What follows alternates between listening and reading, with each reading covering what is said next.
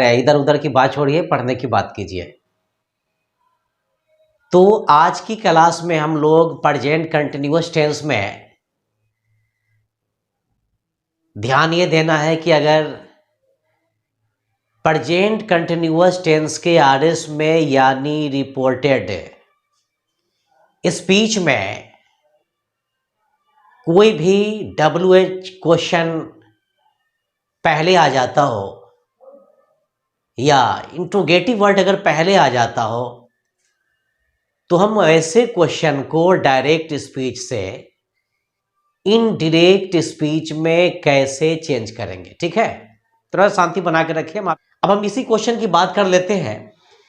The teacher said to me, the teacher said to me, comma है उसके बाद why are you making a noise.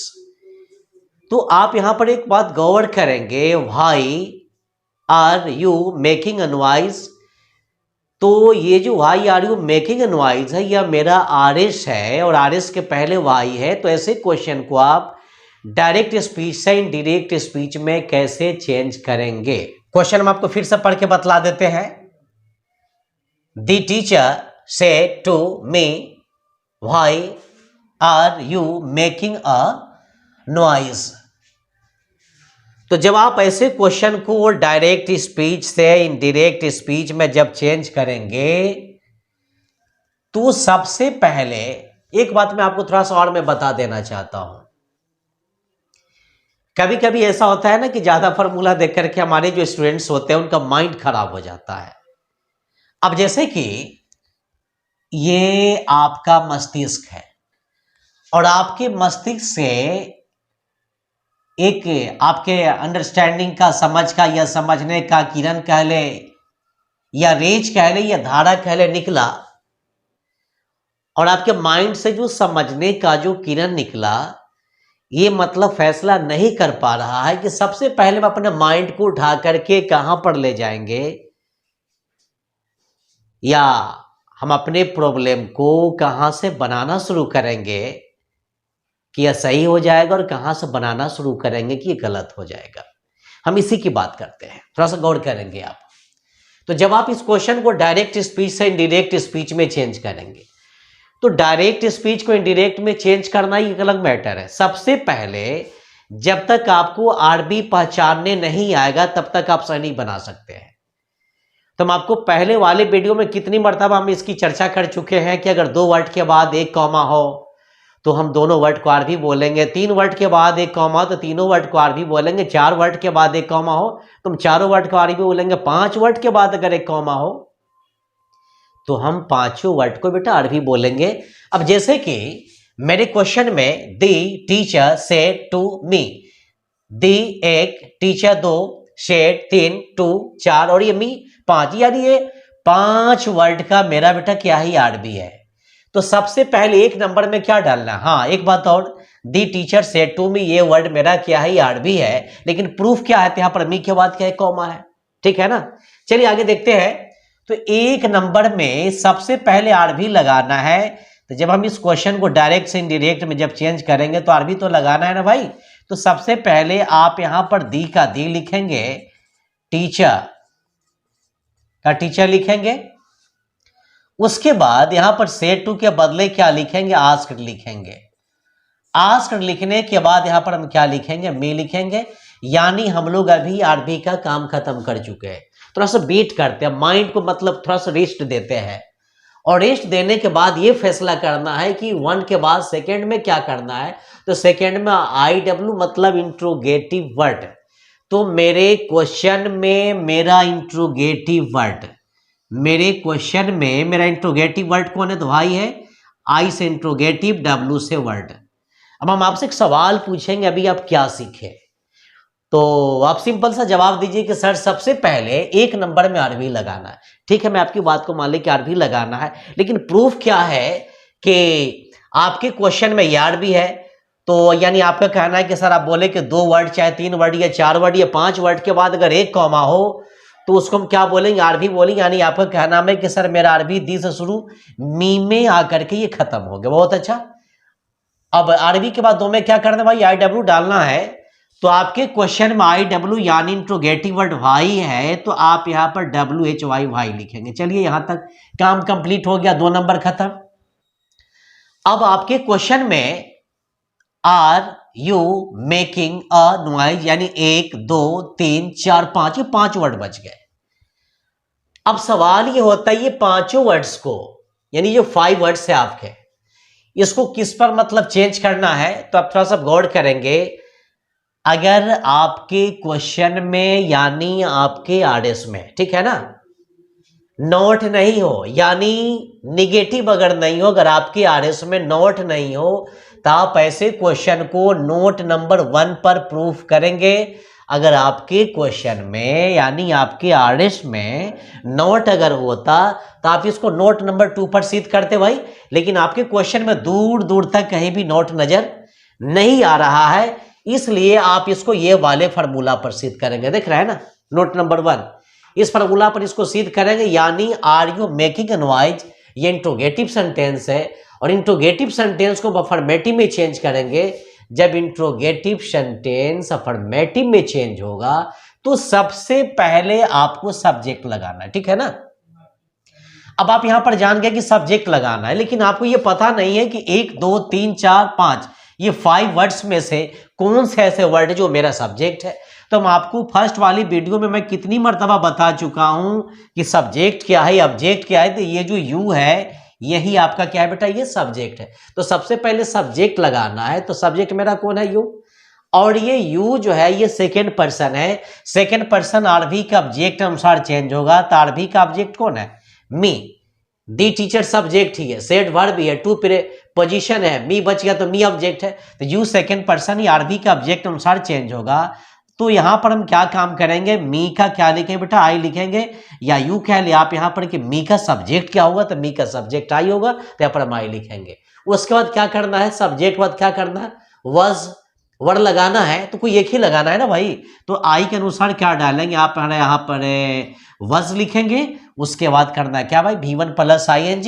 तो आपके question में V1 प्लस ING मेकिंग है, तो आप यहां पर मेकिंग का मेकिंग लिखेंगे, उसके बाद नॉइज।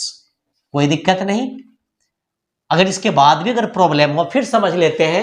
1 नंबर में आरवी डालना है, तो द टीचर से टू के बदले आस्ट लिखेंगे, मी का मी, आरवी खत्म। 2 में IW डालना है, यानी इंट्रोगेटिव वर्ड डालना है। तो मेरे क्वेश्चन में मेरा IW वाई है, तो वाई को वाई उतार दिए। वाई के बाद मेरे क्वेश्चन में यानी आर से लेकर के नॉइज तक मैंने वर्ड्स बच गए हैं।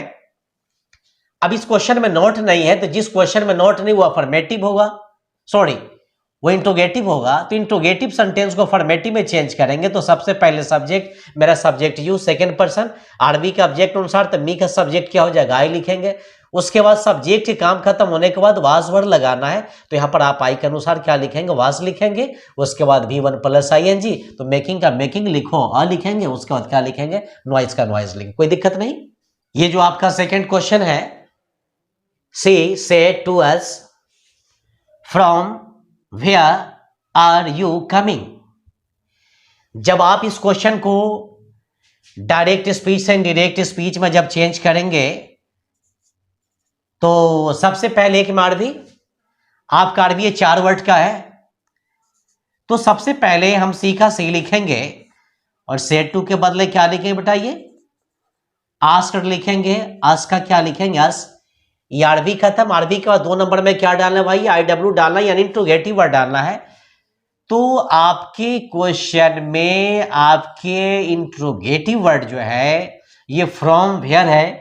हालांकि इंट्रोगेटिव वर्ड यानी WH क्वेश्चन जो होता है वो वेयर ही होता है, ये फ्रॉम नहीं है। लेकिन यहां पर फ्रॉम क्या, ये वेयर के साथ जुड़ करके आया है, इसलिए हमको दोनों को एक साथ लेकर के चलना पड़ेगा। तो आरवी खत्म। आरवी के बाद 2 नंबर में IW लगाना, यानी इंट्रोगेटिव वर्ड लगाना, यानी WH क्वेश्चन लगाना है। तो आपका WH क्वेश्चन फ्रॉम लिखने के बाद वेयर, फिर से देख लेते हैं। 1 नंबर में आरवी, तो सी का सी, शेड 2 का आस्क्ड, अस का अस, आरवी खत्म। 2 में क्या डालना, आरवी के बाद 2 नंबर में IW, मेरा IW कौन है, फ्रॉम वेयर। अब यहां पर फ्रॉम वेयर लिख दिए। अब मेरे क्वेश्चन में 3 वर्ड बच गए हैं, यानी 3 वर्ड्स रेस्ट रह गए हैं। Are you coming. अब यहां पर करना क्या है, ये सेंटेंस मेरा इंट्रोगेटिव है, तो इंट्रोगेटिव को जब आप अफर्मेटिव में चेंज करेंगे तो सबसे पहले सब्जेक्ट डालना है। तो आपके क्वेश्चन में आपका सब्जेक्ट बेटा कौन है, ये यू सेकेंड पर्सन। आरबी के ऑब्जेक्ट अनुसार चेंज होगा, तो ये यू यहां पर डायरेक्ट आगे किससे मिलेगा, आज से। अब ये पता करना है कि इसका सब्जेक्ट क्या होता है, वी होता है, तो आप यहां पर वी लिख लो। और यहां पर सब्जेक्ट के बाद क्या करना है, वाजवर्ड लगाना है, वाजवर्ड लगाना है, तो यहां पर वी के अनुसार क्या लिखेंगे भाई, वर। और यहां पर हम V1 प्लस ING डालना है ना, सब्जेक्ट के बाद क्या डालना, ये खत्म, तो ये लगाना है भाई V1 प्लस ING। तो आप यहां पर क्या लिखेंगे, कमिंग। एकदम आराम से, मतलब रिलैक्स मूड में बनाइए, समझ रहे हैं ना। जब आप गाड़ी चलाते हैं तो कोई भी गाड़ी बेटा ना हाथ से एक्सीडेंट होता है ना पैर से एक्सीडेंट होता है, ये यहां से एक्सीडेंट होता है। आप जितना आप माइंड को कंट्रोल में रखोगे उतना ही आप क्वेश्चन को बहुत अच्छा, मतलब अच्छा से बनाएंगे, सोल्व करेंगे, उतना ही अच्छा आपके क्वेश्चन का रिस्पॉन्स मिलेगा। थोड़ा सा चलिए अगली क्वेश्चन पर ध्यान दे लेते हैं। Say to them how are you going there. तो इसको भी सबसे पहले एक आरबी लगाना है ना भाई, सबसे पहले आरबी जो लगाना है, तो आप यहां पर एक काम करो कि आई का आई लिखेंगे, शेटू को आस्क्ड में चेंज करेंगे, देम का देम लिखेंगे। चाहे तो यहां पर आप आस्क्ड को काट करके हटा दो, इंक्वायर्ड ऑफ लिख लो, चाहे यहां पर आस्क्ड के जगह पर आप वांटेड टू नो ऑफ भी लिख सकते हैं। इसको तीन तरीका से बना सकते हैं, तीनों ही तरीका, ऐसा नहीं कि हम टीचर है आस्क लिख दिए तो मेरा लिखा हुआ सही हो गया।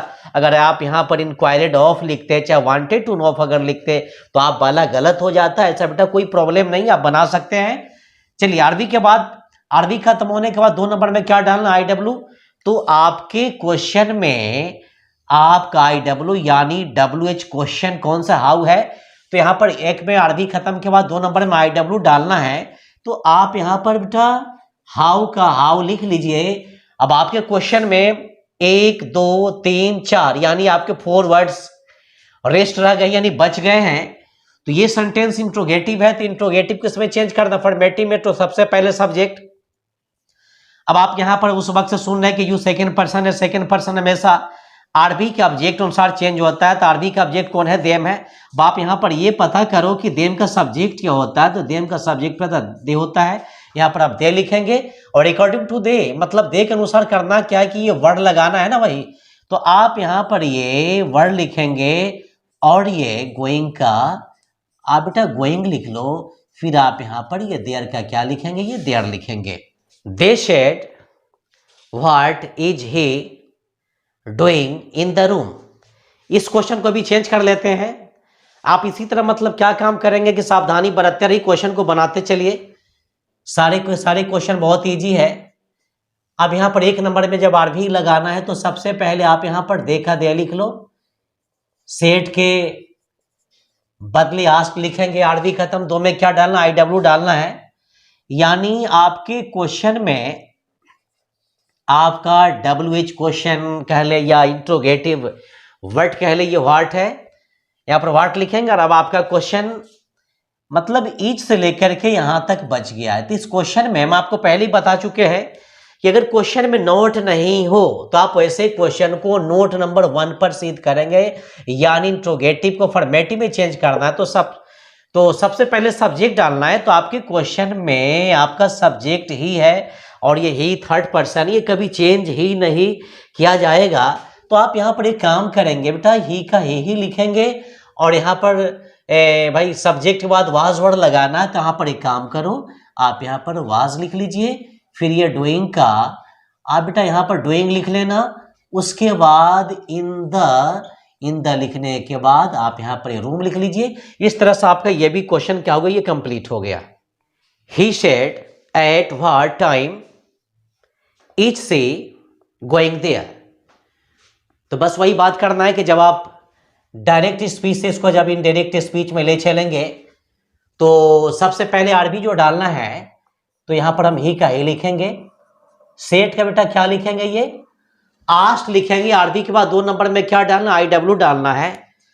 तो आपके क्वेश्चन में आपका IW यानी इंट्रोगेटिव वर्ड कह ले चाहे WH क्वेश्चन कह ले, ये 3 वर्ड के हैं, एट, व्हाट, टाइम।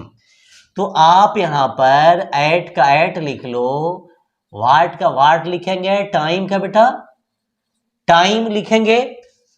आरबी खत्म, 2 नंबर में IW खत्म, आरबी खत्म, 2 नंबर में IW खत्म। अब आपको क्वेश्चन ईच से लेकर के देयर तक बच गया, यानी ईच से लेकर के देयर तक, अब इतना ही में काम करना हमको। तो ये सेंटेंस इंट्रोगेटिव है, तो इंट्रोगेटिव अफर्मेटिव में तो सबसे पहले सब्जेक्ट, आपके क्वेश्चन में आपका ऑब्जेक्ट ये सी है, और ये सी जो है बेटा क्या ये थर्ड पर्सन है। जब ये चेंज ही नहीं होगा तो हम यहाँ पर हम सी का सी लिखेंगे, सब्जेक्ट के बाद वाज वर्ड लगाना है, तो आप यहाँ पर सी के अनुसार क्या लिखेंगे, वाज लिखेंगे, और उसके बाद ये गोइंग का गोइंग लिखेंगे, फिर ये देयर का ये देयर लिखेंगे। इस तरह से ये भी सेंटेंस बनाना आपके लिए क्या हो गया, इजी हो गया। इस क्वेश्चन पर गौर कर लेते हैं। He said to me why are you not going. तो अब यहां पर करना क्या है कि ही के बदले ही लिखेंगे, सेड टू का आस्क्ड मी का क्या लिखेंगे, वाई ये मी लिखेंगे। आरबी खत्म, 2 नंबर में IW डालना है, तो आपका IW तब जहां तक मेरा ख्याल है कि आपको समझ में आ गया होगा। वाई का वाई लिखेंगे, आर यू नॉट गोइंग। थोड़ा सा यहां पर सावधानी बरतना है। देखिए जितना आप सावधानी बरतेंगे आप उतना ही अच्छा बनाएंगे। ये जो आपका RS है ये इंट्रोगेटिव भी है, नेगेटिव भी है। तो इंट्रोगेटिव और नेगेटिव को हम किस में चेंज करेंगे, NS में। तो NS में सबसे पहले क्या डालना है, सब्जेक्ट डालना है। तो मेरा सब्जेक्ट होना यू सेकंड पर्सन या आरबी का ऑब्जेक्ट अनुसार आएगा, तो मी का क्या लिखेंगे बेटा, ये आई लिखेंगे। और आई के अनुसार वाज वर्ड डालना है ना, यहाँ पर वाज वर्ड डालना है, तो यहाँ पर एक काम करेंगे भाई, ये वाज लिखेंगे, और ये नॉट का बेटा हम नॉट लिखेंगे, और फिर हम यहाँ पर हम गोइंग का गोइंग लिखेंगे। तो आज इतना ही रहने दिया जाए, फिर हम लोग नेक्स्ट वीडियो में मिलते हैं। मेरा वीडियो देखने के लिए आप लोगों को लॉट्स ऑफ थैंक्स। अगर आप मेरे चैनल पर अगर नए हैं तो आप मेरे channel ZN English research centre को सब्सक्राइब करना ना भूले। मेरा वीडियो देखने के लिए आप लोगों को लॉट्स ऑफ थैंक्स।